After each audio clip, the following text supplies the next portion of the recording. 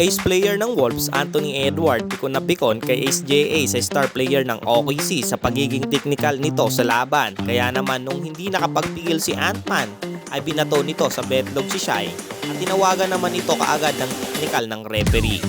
Bilang ganti naman ni ASJA sa Wolves ay talagang nagpakitang gilas itong dominahin ang kalaban dahil nakapagtala lang naman ito ng 31 points, 5 rebounds, 9 assists at 3 steals. At hindi lang yan mga idol, isa din sa nagpahirap sa Wolves ang napakagandang defensive play nitong si Alex Caruso. Talagang naman na shutdown at na-choke si Anthony Edwards pagdating ng 4th quarter dahil nakakuha lang ito ng 0 points at natapos ang laban ay 18 points lang ang nagawa nito.